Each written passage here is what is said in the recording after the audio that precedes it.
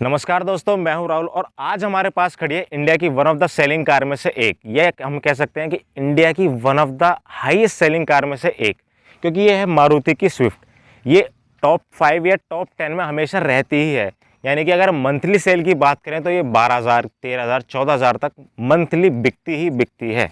और क्यों बिकती है इसका रीज़न तो सिर्फ ओनर ही बता सकते हैं।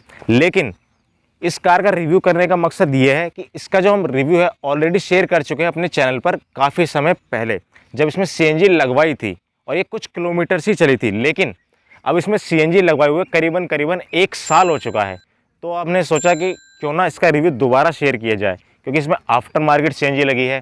और आप सभी को पता है कि आफ्टर मार्केट सीएनजी लगवाने के बाद कुछ ना कुछ दिक्कतें सामने आती हैं कि भाई परफॉर्मेंस में दिक्कत आ रही है, पावर में दिक्कत आ रही है या माइलेज में दिक्कत आ रही है। अब जो दिक्कतें हैं या जो भी नेगेटिव या पॉजिटिव पॉइंट है वो हम पूछेंगे ओनर से कि उन्होंने क्या दिक्कतें आई हैं, या क्या ये कार सीएनजी लगवाने के बाद अब भी बेटर चल रही है पहले की तरह। तो चलिए मिलते हैं एक बार ओनर से और पूछते हैं उनके हाल। तो भाई जी, कैसे हैं आप? बहुत बढ़िया, एकदम फिट। तो भाई जी, आपने जो है इस गाड़ी का रिव्यू हमारे चैनल पर ऑलरेडी शेयर किया था काफ़ी टाइम पहले, जब आपने सीएनजी शायद लगवाई थी और कुछ किलोमीटर ही चली थी। ये तकरीबन 9,000 किलोमीटर के आसपास चली थी। हाँ, जो भी चली थी। लेकिन अब आपको सीएनजी लगवाए हुए करीबन 1 साल के आसपास हो गया है। हाँ। तो पहले जो क्या फ़र्क था और अब क्या फ़र्क है, यही पूछने के लिए हमने आपको दोबारा कॉल की है या दोबारा अपने चैनल पर बुलाया है, ताकि लोग जान सकें जो आफ्टर मार्केट सीएनजी लगवाना चाहते हैं कि भाई आफ्टर मार्केट सीएनजी लगवाना चाहते हैं, उसमें दिक्कतें आती हैं, तो क्या दिक्कतें आती हैं या नहीं आती हैं, ये पूछना है आज हमें। और साथ ही साथ इसकी पावर में, परफॉर्मेंस में, माइलेज में क्या फ़र्क आया है पहले से। क्योंकि पहले जब आपने ली थी तो लगवाई थी तो लोग कहते हैं कि जब शुरू में लगवाते हैं सीएनजी तो अच्छी चलती है, कोई दिक्कतें नहीं आती। लेकिन जैसे जैसे टाइम बीतता जाता है, इंजन पे दबाव पड़ता है या प्रेशर पड़ता है और इंजन काफ़ी लंबे टाइम तक चलता है, तब उसमें दिक्कतें सामने आती हैं। तो अब हम शुरू करते हैं सबसे पहले कि चलो भाई, वो तो बात की बात है, पहले ये बताइए चल कैसी रही है नॉर्मली, क्योंकि मारुति के हिसाब से बताना आप, सीएनजी के हिसाब से नहीं, क्योंकि आपको 1 साल से ऊपर हो चुका है इसे। अगर फ़र्क की बात करें उस टाइम के तो बिल्कुल फ़र्क नहीं था। अब की अगर बात करें तो फ़र्क ही फ़र्क है। फ़र्क है। पहले जब पेट्रोल में बताइए, पहले पेट्रोल में बताइए, पेट्रोल में कैसी चल रही है? पेट्रोल में तो कोई दिक्कत नहीं, पेट्रोल में जैसी थी पहले वैसी अब है। मतलब कोई डिफरेंस नहीं है? डिफरेंस नहीं है पेट्रोल के मामले में, सब बढ़िया चल रही है। दिक्कत है सीएनजी के मामले में। मतलब सीएनजी में दिक्कत आ रही है। आ रही है। तो भाई एक बात बताइए, सीएनजी चलिए, वैसे तो जब आपने लगवाई थी तब रेट क्या था सीएनजी का? तब तो शायद मुझे लगता है शायद 65 था आसपास था। नहीं, उस टाइम पे रेट था इसका 55 या 54 के आसपास रेट था उसका। मतलब 60 से नीचे था? 60 से नीचे था। और अब तो 80 क्रॉस कर चुकी है। 80, बस पूछो ही मत। तो अब ये बताइए, रेट के हिसाब से आपकी जेब पर कितना फ़र्क पड़ रहा है? रेट के हिसाब से जेब पर तकरीबन 50% या 40% के आसपास का तो फ़र्क पड़ेगा ही पड़ेगा इसमें, क्योंकि पहले 60 से कम थी, अब 80 से भी क्रॉस कर चुकी है। हाँ। यहाँ दिल्ली एनसीआर में, और दिल्ली में कुछ कम है और यहाँ पर हरियाणा में थोड़ा सा ज़्यादा है। अच्छा, अब बताइए कि पावर में क्या फ़र्क है? जैसे कि आपने पेट्रोल पे चलाई, सपोज़ किए कि आप ट्रैफिक में चला रहे हैं और गाड़ी में 3 से 4 लोग बैठे हैं, ठीक है, और पेट्रोल में चल रही है गाड़ी और आपने शिफ्ट की सीएनजी पे, मतलब चेंज किया मोड को, सीएनजी पे कर दी, तो क्या फ़र्क आया? फ़र्क है, गाड़ी उठने को तैयार नहीं होती। वो गाड़ी खुद कहती है कि मुझे पेट्रोल पे लगाओ, मतलब चलूंगी। मतलब इतना फ़र्क आ गया? शुरू में उठने में अगर एसी ऑन है आपका तब ज़्यादा दिक्कत आती है। मतलब गाड़ी रोती है उठने में, या मान लो कि रो रही है अभी, ये अपना आप भी कहेगी कि मुझे पेट्रोल पे लगा के तब चलाओ, अगर एसी चलाना है तो। मतलब महसूस होता है कि हाँ भाई आपने चेंज कर दिया पेट्रोल से सीएनजी पे। बिल्कुल। और क्या पहले ये फ़र्क था जब आपने लगवाई थी? शुरुआत में ये फ़र्क बिल्कुल भी नज़र नहीं आया एकदम। मैं मानूं कि एसी पर ही हल्का बहुत सा, मतलब 19-20 का था उस टाइम पर। लेकिन अब जो है, अब फ़र्क मैं क्या बताऊं कि 15-25 तकरीबन इतना मान लो, एसी अगर हम चलाते हैं और सीएनजी के साथ में। मतलब तो पहले जो डिफरेंस था वो 19-20 का था, जो कि अब भाई बता रहे हैं 24-25 का हो चुका है। 15-25 15 भाई साहब, मतलब बढ़ गया। और चलो कोई बात नहीं। अच्छा ये बताइए, हाईवेज पर कैसी है सीएनजी? मतलब लोग कहते हैं कि पहली, तीसरी और चौथी गियर तक तो गाड़ी सही चलती है, लेकिन जैसे आप 5th और 6th गियर में सीएनजी पे यूज़ करते हैं तो गाड़ी ऐसा लगता है लैग ले रही है कहीं। मतलब लैग फील होता है या पावर में कहीं ना कहीं फील होता है कि हाँ भाई थ्रोटल जो है रिस्पॉन्स कम दे रहा है?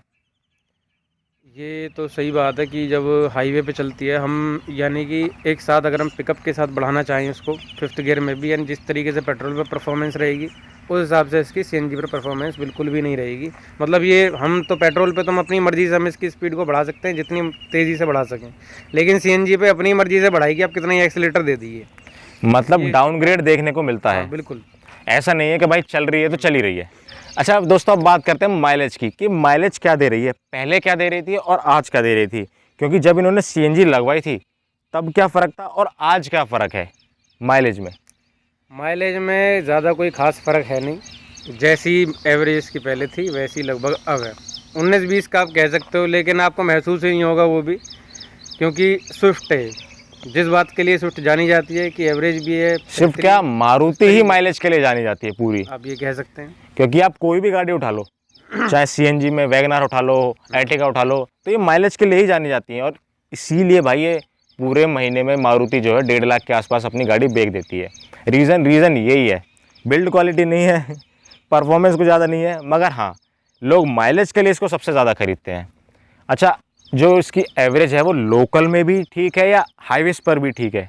लोकल में ठीक है, अगर हम कंपेयर करें पुराने के हिसाब से, मतलब जब ली थी तब उस टाइम पर, और अब के हिसाब से कंपेयर करेंगे तो कोई ज़्यादा खास फ़र्क नहीं है इसमें, क्योंकि लोकल में आपको पता है कि गाड़ियाँ एवरेज बहुत ही कम देती हैं।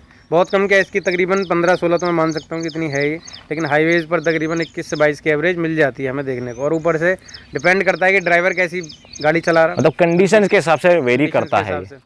मतलब एवरेज हम कह सकते हैं कि ज़्यादा फर्क नहीं है, कभी कभार अपग्रेड या डाउनग्रेड देखने को मिल जाता है। हाँ बिल्कुल सही। अच्छा जैसे आपने बताया कि परफॉर्मेंस के बारे में मैंने पूछा कि परफॉर्मेंस में सीएनजी में तो कभी कभार होती है या थोड़ी बहुत वो करती है। आप सपोज करिए कि चढ़ाई पर चढ़ रहे हैं और गाड़ी फुल भरी हुई है, लगेज भी है थोड़ा बहुत और 5 आदमी फुल प्रॉपर बैठे हैं, तो क्या ये चढ़ने में दिक्कत करती है अब अप हिल्स पर या कहीं पर? भाई ऐसा है, मैं पहले तो इसका एसी ऑफ करता हूँ और उसके बाद फिर पेट्रोल पे लगाता हूँ। मतलब एसी ऑफ करना पड़ता है? एसी ऑफ करना पड़ ही जाएगा, अगर सीएनजी पे आप ज़बरदस्ती चढ़ाओगे तो एसी आपको ऑफ करना पड़ेगा। मतलब भाई इतनी मतलब पहले थी ये दिक्कत?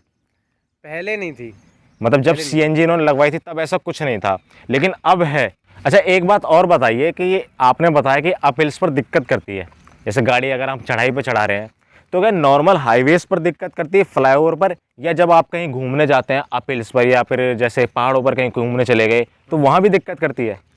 देखो चढ़ाई तो चढ़ाई है, आप चाहे तो फ्लाई ओवर पे चढ़ा लो या फिर पिल्स की चढ़ाई पे चढ़ा लो। क्योंकि पहाड़ों पर मैंने जहाँ तक मुझे पता है या मैंने सुना है कि पहाड़ों पर ज़्यादा दिक्कत आती है क्योंकि चढ़ाई ज़्यादा होती है वहाँ पर, चढ़ाई और गाड़ी कंटिन्यूस चढ़ती है, ऐसा नहीं कि कंटिन्यूस है वहाँ पे। हाँ क्या ये है। हाईवेज पर तो क्या है, फ्लाईओवर पर आप चढ़े थोड़े से बहुत आधा किलोमीटर डाउन हो गए, लेकिन पहाड़ों पर क्या होता है कि अप हिल्स पर मतलब आप समझ लीजिए कि आप शुरू से लेकर लास्ट तक अप हिल्स पर ही है, डाउन हिल है ही नहीं। अगर आप कहीं जा रहे हैं, आप ट्रैवल कर रहे हैं तो वहाँ कैसी दिक्कतें आती हैं?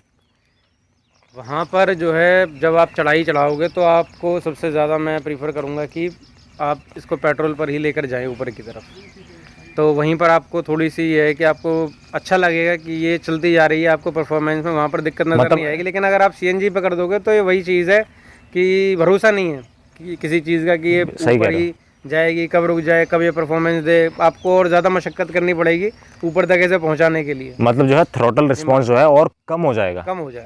अच्छा जैसे कंटिन्यूस ऐसे हम चलाते हैं, कंटिन्यूस मान लिया आपने सीएनजी फुल कराई या पेट्रोल टैंक फुल कराया और आप इसे एक लिमिट तक ले गए नॉन स्टॉप, तो क्या इंजन में कभी कोई दिक्कत आती है?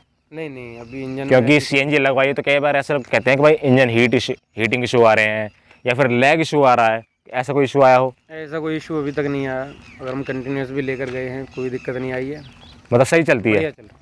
तो चलिए भाई लास्ट में हम एक चीज़ और पूछेंगे कि बहुत सारे लोग क्या करते हैं या बहुत सारे लोगों के मन में सवाल होता है कि वो स्विफ्ट लेना चाहते हैं या कोई और गाड़ी लेना चाहते हैं मारुति की, किस पर्पज़ से, कि हम बाहर से सीएनजी लगवा लेंगे ताकि माइलेज अच्छा मिल जाएगा और जो कुछ पैसे बच जाएंगे, तो आप उन्हें क्या सजेस्ट करोगे? 1 साल पहले पूछते तो मैं कुछ कहता भी कि आप लगवा लो, कोई दिक्कत नहीं है, कोई परेशानी नहीं है, बढ़िया है, बाहर से सस्ती भी लग जाएगी और कोई दिक्कत नहीं आती, मतलब ठीक है। अब ये है कि आप बाहर से लगवा ही नहीं सकते।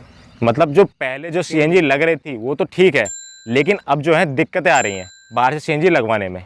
अब जो है ये लगभग हमने ये भी सुनने में आ रहा है कि कंपनियां जो है वो अपनी फिटेड सीएनजी बेच रही हैं और बाहर से आपको ये लगी ही नहीं सकती लगभग, मतलब जहाँ तक सुनने में आया। पहले ऐसा था कि कुछ स्टेट में सीएनजी लग रही थी और कुछ में सिर्फ चढ़ाने में दिक्कत आ रही थी, कुछ की चढ़ जाती थी, कुछ की नहीं चढ़ती थी। लेकिन अब कुछ स्टेट्स ने क्या कर दिया कि सीएनजी को बैन कर दिया पूरी तरह कि आप बाहर से लगवा ही नहीं सकते किसी भी कंडीशन में। और कुछ स्टेट में अब भी लग रही है, जैसे पहले लग रही थी। तो अब सवाल यही था कि चलो भाई, मान लीजिए किस स्टेट में चढ़ रही है, तो आप क्या उसे एक्सट्रीमली सजेस्ट करोगे कि हाँ भाई सीएनजी लगवा लो? लगवा लो भाई जहाँ लग रही है, मतलब लगवा लो। कंपनी से, हाँ। मतलब अब भी डाउनग्रेड है उसके बावजूद कोई दिक्कत नहीं है फिर भी। मतलब पैसे बचाने के लिए, माइलेज के लिए, या सिर्फ लोकल यूज़ के लिए? आप माइलेज के लिए अगर हम बात करें, क्योंकि महंगाई का ज़माना भी आ रहा है थोड़ा सा, आपको पता है पेट्रोल और सीएनजी दोनों ही महंगे हो चुके हैं अब। दोनों में अगर हम डिफरेंस की बात करें तो फिलहाल हम यहाँ हरियाणा की बात करें तो शायद 80 या 81 रुपये है सीएनजी, 80 रुपये, और पेट्रोल है 96 या 97, तो यानी 16 या 17 रुपये का फ़र्क है। अच्छा, एक चीज़ और बताइए कि इसकी सर्विस या मेंटेनेंस में क्या फ़र्क पड़ा है? क्योंकि लोग कहते हैं कि सीएनजी लगवाने के बाद सर्विस या मेंटेनेंस बढ़ जाती है, और मारुति के लिए वैसे कोई कहते हैं कि मारुति में कोई डिफरेंस नहीं आता, मगर फिर भी क्या कोई डिफरेंस आया है इसमें अब तक?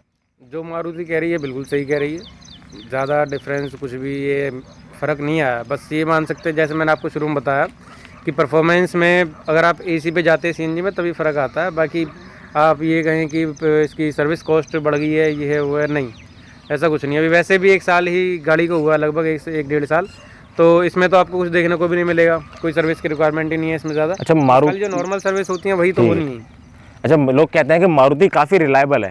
बिल्कुल है। चाहे आप इसकी जो सर्विस है वो बाहर करवा लें या मारुति में करवा लें, कोई ज़्यादा डिफरेंस आपको देखने को नहीं मिलता। नहीं, ज़्यादा डिफरेंस नहीं है। और जो इसके स्पेयर पार्ट हैं वो भी आसानी से बाहर मिल जाते हैं। तो कभी कभी आपको दिक्कत आई कोई कि किसी ने कहा हो कि भाई मारुति मत लो, या मारुति में दिक्कतें आती हैं, आपने किसी से सुना हो, तब आपके मन में आया हो कि भाई नहीं यार ऐसा तो नहीं है?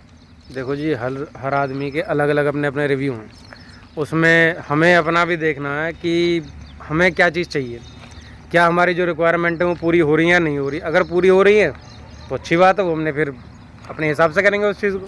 तो चलिए दोस्तों, जैसे कि आप जानते हैं कि मैंने पहले बताया कि ये इंडिया की one of the highest selling car में से एक है, तो क्या आप मारुति स्विफ्ट को सजेस्ट करोगे दूसरों को? सजेस्ट, देखो जी, अगर आप ये चाहते हो कि एकदम, अगर आपको पता है कि इसमें सेफ्टी स्टार कितने हैं और आप तब भी इसको ले रहे हो, चलिए हम सेफ्टी को उठा के साइड में रख देते हैं कि सेफ्टी को अलग कर दिया, बिल्कुल हटा दिया हमने कि भाई सेफ्टी कोई पॉइंट ऑफ व्यू है ही नहीं, थोड़ी देर के लिए हटा दिया। तो क्या आप इसे सजेस्ट करोगे? बिल्कुल लो जी, बिल्कुल। तो दोस्तों, ये तो था इनका पर्सनल रिव्यू कि इनको क्या दिक्कतें आ रही हैं गाड़ी में। लेकिन अगर आपने भी बाहर से सीएनजी लगवा रखी है और आपकी गाड़ी में भी कोई दिक्कत आ रही है तो आप कमेंट बॉक्स में बता सकते हैं और हमें हमारे साथ शेयर कर सकते हैं कि आपकी गाड़ी में क्या क्या दिक्कतें आ रही हैं सीएनजी लगवाने के बाद। क्या अपग्रेड देखने को मिला है या आपको डाउनग्रेड देखने को मिला है? तो दोस्तों, आज के लिए सिर्फ इतना ही। फिर मिलते हैं आपके साथ एक नई वीडियो के साथ। जाते जाते वीडियो को लाइक, शेयर और चैनल सब्सक्राइब करना ना भूलें।